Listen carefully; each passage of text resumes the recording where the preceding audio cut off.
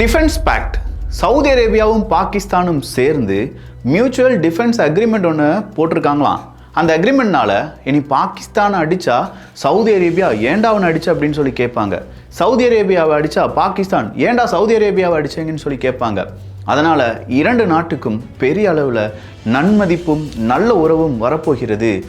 இந்தியாவினுடைய கதி அவ்வளோதான். இனி பாகிஸ்தானை இந்தியாவால் தொடவே முடியாது. இன்னுமா என்ன தெரியல? அன்பு தமிழஞ்சங்களுக்கு தமிழ் பொக்கிஷத்தின் வணக்கங்கள்.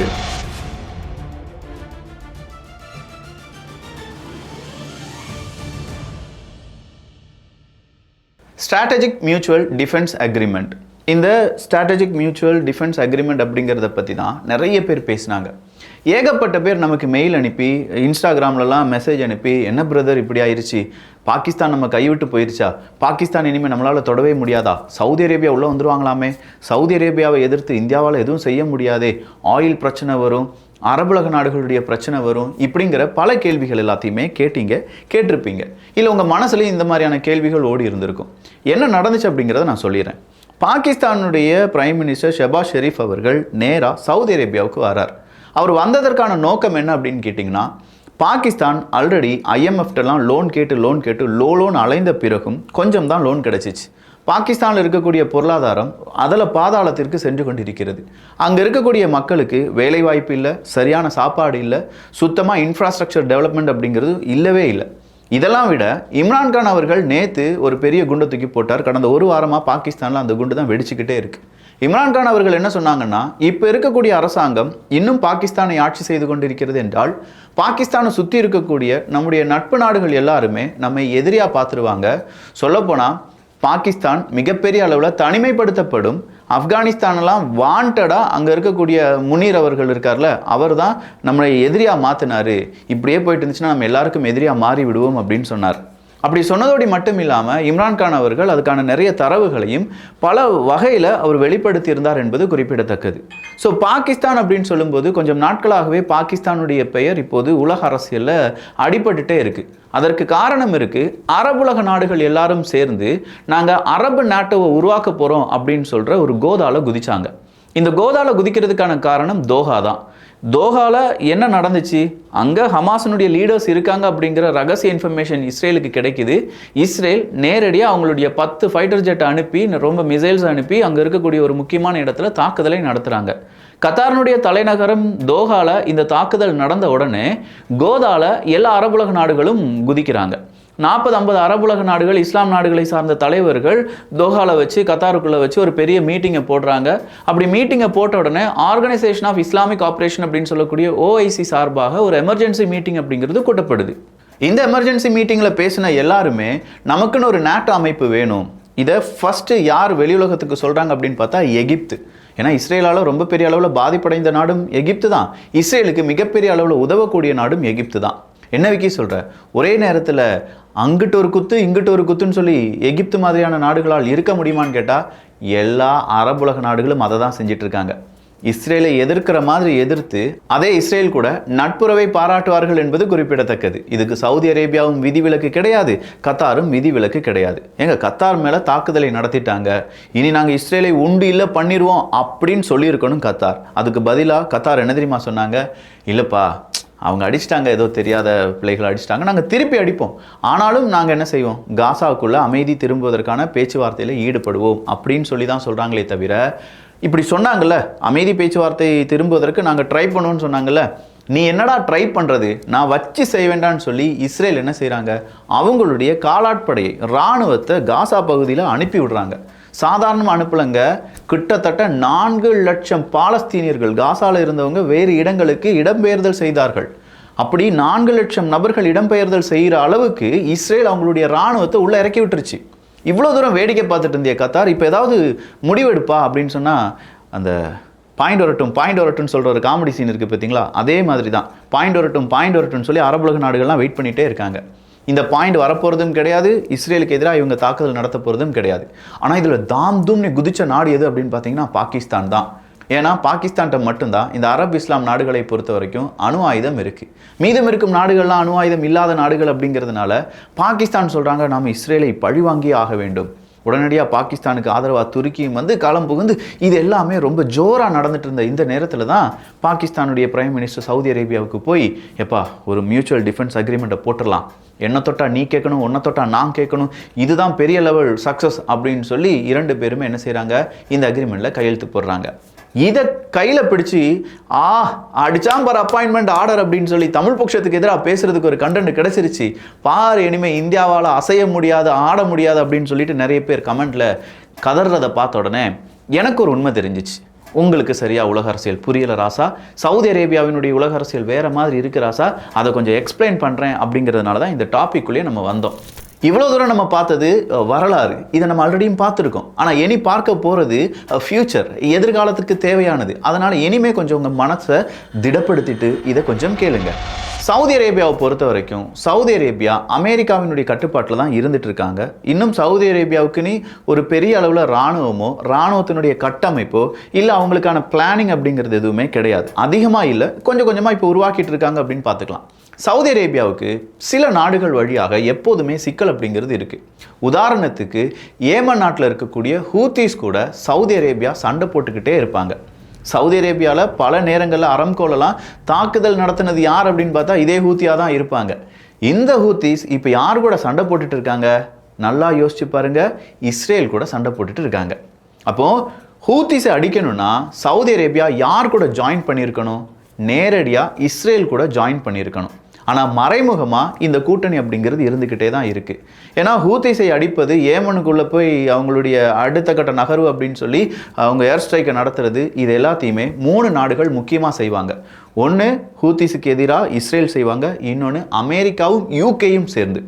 யூஎஸ் யூகேனுடைய படை தான் கூடுதலாக ஏர் ரைடு செஞ்சுருப்பாங்க ஏமன் நாட்டுக்குள்ளே. அப்படிப்பட்ட ஏமன் நாட்டை எதிரியாக பார்க்கக்கூடிய சவுதி அரேபியா இஸ்ரேலுக்கு ரொம்ப பெரிய அளவில் மனதைரியத்தை, பணதைரியத்தை, இன்டெலிஜென்ஸை நீ செய் மக்கா, ஹூத்திஸ் இருக்கவே கூடாது அப்படின்னு சொல்லி இவங்களை தூண்டி விடுறதும் சவுதி அரேபியா தான். பட் நேரடியாக இவங்களால் உறவு வைத்துக்கொள்ள முடியாது. நான் சொன்ன மாதிரி இது ஒரு கள்ளத்தனமான உறவு 2 நாடுகளும் வைத்துக்கொள்வார்கள் அப்படின்னு வச்சுக்கலாமே. இந்த நேரத்தில் பாகிஸ்தான் வராங்க. பாகிஸ்தான் வந்த உடனே பாகிஸ்தானுக்கு பண தேவை அப்படிங்கிறது இருக்குது. சவுதி அரேபியா நிறைய நேரத்தில் பணம் அப்படிங்கிறத வாரி வழங்கியிருக்கிறார்கள் பாகிஸ்தானுக்கு. ஏன்னா பாவம்பா, இஸ்லாம் நாடு, நம்ம தான் உதவி செய்யணும், நம்ம பெரிய அண்ணன். சவுதி அரேபியாவுக்கு எப்போதுமே ஒரு எண்ணம் இருக்குது, நம்ம தான் பெரிய அண்ணன், நம்மகிட்ட தான் கொஞ்சம் பணம் கூடுதலாக இருக்குது, பணம் இல்லாத இஸ்லாம் நாடுகளுக்கு நம்ம உதவணும் அப்படிங்கிற ஒரு நல்ல மனசும் சவுதி அரேபியாவுக்கு இருக்குது. இப்போ சவுதி அரேபியா என்ன செய்கிறாங்கன்னா பாகிஸ்தானுக்கு தொடர்ச்சியாக உதவிக்கிட்டே இருக்காங்க. ஆனால் ஒரு கட்டத்தில் சவுதி அரேபியாவுக்கு ஒரு விஷயம் மட்டும் புரிஞ்சிருச்சு, நம்ம இந்த பணத்தை கொடுக்கறது பாகிஸ்தான் நல்லாகிறதுக்கு கிடையாது, நாசமாக போகிறதுக்கு. அங்கே இருக்கக்கூடிய இராணுவ ஜெனரல்ஸ், அங்கே இருக்கக்கூடிய அரசியல்வாதிகள், இவங்க எல்லாருமே ரொம்ப அழுக்காக இருக்காங்க. இப்படியே போச்சுன்னா நம்மளால் எதுவும் செய்ய முடியாது, இதுக்கு பேசாமல் அவனை வளைச்சி போடுற மாதிரி ஏதாவது ஒரு திட்டத்தை போடணும்னு சொல்லி ஒரு $7 பில்லியன் அமெரிக்க இப்போ தாரேன்ப்பா, உனக்கு நான் அங்கே வந்து இன்வெஸ்ட்மெண்ட் பண்ணுறேன் அப்படின்னு சொல்கிறாங்க. $7 பில்லியன் அமெரிக்க? என்ன சவுதி, உன் மனசே பெருசு தான் அப்படின்னு சொல்லி பாகிஸ்தான் இங்கேருந்து கேட்டுட்டு இருக்க. 7 பில்லியன் மட்டும் கிடையாது, இன்னும் 3 பில்லியன் 4 பில்லியன் எவ்வளோ வேணாலும் தரேன். ஆனால் என்ன செய்யணும், நாம் ஒரு டிஃபென்ஸ் அக்ரிமெண்ட்டில் கையெழுத்து போடணும். அந்த டிஃபென்ஸ் அக்ரிமெண்ட்டில் ஒன்றை யார் தொட்டாலும் நானும், என்ன யார் தொட்டாலும் நீயும் கேட்கணும். பாகிஸ்தானுக்கு சும்மா வேற லெவல் ஜிவ்வுன்னு ஏறுது. இப்படி ஒன்றா எங்க அல்வா சாப்பிட்றதுக்கு நான் ஏன்டா காசை கொடுக்கணும், யானைக்கு ஏற்ற இந்த மாதிரி கரும்புன்னு சொல்லுவாங்கள்ல, அதே மாதிரி ஒரு டீலுன்னு நினச்சிட்டு இவங்களும் கையெழுத்து போடுறாங்க. இந்த இடத்துல சிக்கல் அப்படிங்கிறத பாகிஸ்தான் விலை கொடுத்து வாங்கியிருக்கிறது என்பதை நாம் எங்கே பார்க்கணும். ஏப்ரல் 2025 இந்தியாவும் சவுதி அரேபியாவும் சேர்ந்து ஒரு டிஃபென்ஸ் டீலில் கையெழுத்து போட்டாங்க. இதுக்கான பட்ஜெட் எவ்வளவு தெரியுமா? $100 பில்லியன் அமெரிக்க. 7 பில்லியன் இன்வெஸ்ட்மெண்ட் கிடையாது, இது $100 பில்லியன் அமெரிக்க. இந்த $100 பில்லியன் அமெரிக்க சவுதி அரேபியா, இந்தியா இவங்க 2 பேருமே காம்ப்ரிஹென்சிவ் அக்ரிமெண்ட் அப்படின்னு சொல்கிறாங்க. இதை எஸ்பிசி அப்படின்னு சொல்லுவாங்க, ஸ்ட்ராட்டஜிக் பார்ட்னர்ஷிப் கவுன்சில். இந்த எஸ்பிசி அப்படின்னு சொல்லும்போது ஜாயிண்ட் வெஞ்சர், ஆயில் ரிஃபைனரியாக இருக்கட்டும், அதே மாதிரி அரம்கோ ஒரு 2 பில்லியன் அளவுக்கான அமௌண்ட் அப்படிங்கிறத இன்வெஸ்ட் பண்ண போகிறாங்க. 9 மில்லியன் டன்ஸ் பெர் இயர் அப்படின்னு சொல்கிற ரிஃபைனரிஸ் இந்தியாவிலேருந்து அங்கே வரப்போகுது. டோட்டலாக இதனுடைய வேல்யூ ஒரு $100 பில்லியன் அமெரிக்க. இதனால் இந்தியாவும் சவுதி அரேபியாவும் என்ன சொல்கிறாங்க அப்படின்னா, நாங்கள் தொடர் நண்பர்கள், எங்களுக்குள்ள எந்த விதமான பிரிவினையும் கிடையாது அப்படின்னு சொன்னதோடு மட்டும் நிப்பாட்டியிருந்தால் பரவாயில்லை. இந்த 2 நாடுகளுமே ஆக்ட் ஆஃப் டெரரிசம் அப்படிங்கிறதுக்கு எதிரான நாடுகள் அப்படிங்கிறத அழுத்தம் திருத்தமாக சொல்கிறாங்க. 2 நாட்டு தலைவர்களும், பிரதமர் நரேந்திர மோடி அவர்களாக இருக்கட்டும், முகமது பின் சல்மான் அவர்களாக இருக்கட்டும், 2 பேருமே சேர்ந்து எந்த வகையில் டெரரிசம் ஒரு நாட்டை ஆட்சி செய்தாலும் இல்லாட்டி அச்சுறுத்தினாலும் அதற்கு எதிராக சவுதி அரேபியா இருக்கும் அப்படிங்கிறத 2 நாடும் கையெழுத்து போடுறாங்க. இந்த சிவாஜி படத்தில் ரஜினிகாந்த் 2 கையால் சைன் போடுவார் பார்த்தீங்களா, அதே மாதிரி 2 கைகள் இதில் அக்ரிமெண்ட்டில் சைன் போடுறாங்க. ஒரு கை பிரதமர் நரேந்திர மோடி அவர்களுடையது, இன்னொரு கை சவுதி அரேபியாவினுடைய தலைவர்களுடையது. அப்போ இப்படி அக்ரிமெண்ட்டில் சைன் போட்டாங்களே, டெரரிசத்துக்கு எதிராக கண்டிப்பாக சவுதி அரேபியாவில் பாதிப்பு இருக்குது. ஹூத்திஸ் அப்படின்னு சொல்லும்போது டெரரிசம் தான். அந்த டெரரிசம் அரம்கோ மாதிரியான முக்கியமான நிறுவனங்களுக்கு எதிரான தாக்குதலை நடத்தினாங்க. இதனால் சவுதி அரேபியா அவங்களுடைய ஆயில் ப்ரொடக்ஷனாக நிப்பாட்டினாங்க. சவுதி அரேபியா நம்பி இருக்கிறதே ஆயிலை தான். அதுலேயே ஒருத்தன் கை வச்சுட்டானா அவங்களை எதிர்க்காமல் எப்படி சவுதி அரேபியா விட்டுரும்? அதனால் அவங்க டெரரிசம் எந்த ரூபத்தில் வந்தாலும் அதை எதிர்ப்போம் அப்படின்னு சொல்கிறாங்க. பட் சவுதி அரேபியாட்ட இருக்கக்கூடிய பெரிய சிக்கல் என்னென்னா, சவுதி அரேபியாட்ட அணு ஆயுதம் இல்லை. சவுதி அரேபியாட்ட அணு ஆயுதம் இல்லாததுனால ரொம்ப இலகுவாக சவுதி அரேபியாவை யார் வந்தாலும் வந்து நோண்டிட்டு போகலாம், முதுகு சொரிஞ்சிட்டு போகலாம். சவுதி அரேபியா தொட்டுட்டேன் பத்தியா அப்படின்னு சொல்லிட்டு போகலாம். யோசிச்சுட்டே இந்த சவுதி அரேபியா ஒரே ஒரு நாட்டுகிட்ட தான் நம்ம அணு ஆயுதம் இருக்குது, அந்த நாடை வளர்ச்சிப்படணும்னு சொல்லி பாகிஸ்தான் கூட அக்ரிமெண்ட் போடுறாங்க. இப்போது ஹூத்திஸ் கண்டிப்பாக யாருக்கு எதிராக இருக்காங்க? சவுதி அரேபியாவுக்கு எதிராக இருக்காங்க. இந்த ஹூத்திஸை யார் உருவாக்குனாங்க? ஈரான். எல்லாருக்கும் தெரிஞ்ச விஷயம்தான். ஹூத்திஸுக்கு அதிக அளவு பணத்தையும் அவங்களுக்கு தேவையான ஆயுதங்களையும் இது எல்லாத்தையுமே கொடுப்பது ஈரான் அப்படிங்கிறது உலக நாடுகளுக்கு தெரியும். இஸ்ரேல் ஈரான் பிரச்சனையில் தான் ஹூத்திஸ் உள்ளே வந்தாங்க அப்படிங்கிறது நமக்கு தெரிஞ்சது தான். அதனால் ஹூத்திஸ் அடிக்கிறது ஒன்று தான், ஈரான் அடிக்கிறது ஒன்று தான். அப்போ சவுதி அரேபியா ஹூத்திஸ் அட்டாக் பண்ணுறாங்க அப்படின்னா ஈரானுக்கு எதிரான தாக்குதல் அப்படிங்கிறத சவுதி அரேபியா நேரடியாகவோ மறைமுகமாகவோ செய்கிறது என்பது தான் அர்த்தம். இப்போ பாகிஸ்தான் போட்டிருக்கக்கூடிய அந்த அக்ரிமெண்ட்டுக்கு வரலாம். சவுதி அரேபியா சொல்றாங்க, மச்சி நம்ம ஒரு அக்ரிமெண்ட் போட்டோம் பார்த்தியா, டிஃபென்ஸ் அக்ரிமெண்ட், என்னை ஹூத்திஸ் அடிச்சிட்டான், ஏமன் அடிச்சிட்டான், அவனுக்கு எதிராக நம்ம ஏதாவது ஒரு அட்டாக் நடத்தணும்டா அப்படின்னு சொல்லி பாகிஸ்தான்கிட்ட கேட்பாங்க. பாகிஸ்தான் இதை மறுக்க முடியுமா?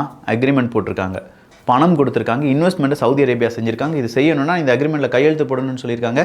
வேறு வழியே இல்லாமல் ஹூத்திஸுக்கு எதிராக பாகிஸ்தான் களம் புக வேண்டியதாக இருக்கும். ஆனால் பாகிஸ்தான் ஹூத்திஸுக்கு எதிராக களம்புக வேண்டியதாக இருக்கும் அப்படிங்கிறது நேரடியாக ஈரானுக்கு எதிராக களம்புகுதல் என்பது தான். ஈரானுக்கு எதிராக ஹூத்திஸுக்கு எதிராக அப்படின்னு சொல்கிறது A = B, B = C, then A = C அப்படிங்கிற ஃபார்முலா பேஸ்டா. நீ ஹூத்தி அடித்தாலும் சரி, ஈரான் அடித்தாலும் சரி, இரண்டுமே ஒன்று தான் அப்படிங்கிற மாதிரி பாகிஸ்தான் வேறு வழியே இல்லாமல் சவுதி அரேபியா சொன்னதுனால ஹூத்திக்கு எதிராக அட்டாக் நடத்துவாங்க. ஹூத்திக்கு எதிராக அட்டாக் நடத்துறதுனால பாகிஸ்தானுடைய செக்யூரிட்டி அங்கே அலற ஆரம்பிக்கும். ஹூத்திஸ் அங்கே ஆப்கானிஸ்தானில் இருக்கக்கூடிய தாலிபான்கள், ஈரான், இவங்கெல்லாம் நண்பர்களாக இருக்கக்கூடிய நேரம் இருந்துட்டு இருக்காங்க. நீ எப்படா ஹூத்திக்கு எதிராக அட்டாக் பண்ணலாம் அப்படின்னு சொல்லி பாகிஸ்தானுடைய பார்டர் ஏரியா முழுவதுமாக பத்தி எரிய ஆரம்பிக்கும். இந்த நேரத்தில் ஹூத்திஸ் என்ன செய்வாங்க? இதுக்கெல்லாம் காரணம் சவுதி அரேபியா தான், போடு சவுதி அரேபியா மேலே மிசைலை ஏவி விட்டுலாம் அப்படின்னு சொல்லி ஏதாவது ஒன்று நினச்சாங்கன்னா உடனடியாக சவுதி அரேபியா கேட்கும், மச்சி நம்ம போட்டிருக்கோம்ல அந்த டிஃபென்ஸ் அக்ரிமெண்ட், அந்த நியூக்ளியர் அந்த அணு ஆயுதத்தை ஒன்று தூக்கி அங்கே வீசி விட்டுறா அப்படின்னு சொல்லி மிரட்டல் கொடுக்கலாம். ஆனால் இந்த மிரட்டல் கொடுக்கும்போது சம்பவம் என்ன அப்படின்னு கேட்டிங்கன்னா, இவன் அணு ஆயுதத்தை தொடணும்னா அமெரிக்காவினுடைய அனுமதி வேணும்.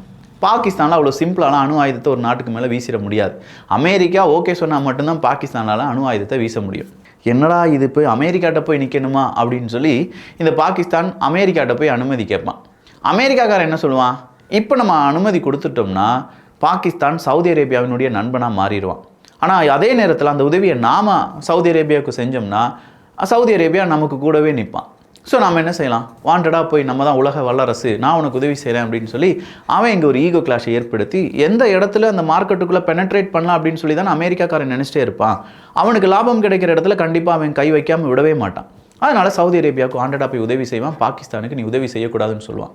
இதனால் சவுதி அரேபியா பாகிஸ்தான் மேலே கோவப்பட்டுருச்சுன்னா ஐயோ சவுதி அரேபியா போட்டிருக்கக்கூடிய இன்வெஸ்ட்மெண்ட் எல்லாம் திருப்பி கேட்கும். நீ நான் கொடுத்துருக்க கடன் எல்லாம் திருப்பி தாடா பாகிஸ்தான் அப்படின்னு சொல்லி கேட்பாங்க. இப்போ பாகிஸ்தான் என்ன செய்வாங்க? வேற வழியே இல்லாமல் நண்பர்களையும் பகைத்து விட்டான், சவுதி அரேபியாவையும் பகைத்து விட்டான், கூடவே இருந்த பாஸ் அமெரிக்காவையும் பகைத்து விட்டான். இது எல்லாமே நடக்க போகுது. அப்போ இந்த இடத்துல யாருக்கு ட்ராப்பு அப்படின்னு கேட்டால் பாகிஸ்தானுக்கு ட்ராப்பு. இந்த ட்ராப் யாரால் உருவாக்கப்பட்டது அப்படின்னு கேட்டால் பாகிஸ்தானால் உருவாக்கப்பட்டது. அப்போ இந்த ட்ராப்பில் பாகிஸ்தானை யார் தள்ளிவிட போகிறாங்க அப்படின்னு கேட்டால் அதுவும் பாகிஸ்தான் தான். அப்படிங்கிறது தெரியாமையே இங்கே நிறைய பேர் பாகிஸ்தான் பற்றி இனிமேல் இந்தியாவை கை வைக்கவே முடியாது, இந்தியா அவ்வளோதான் அப்படின்னு சொல்லிட்டு இருந்தாங்களே.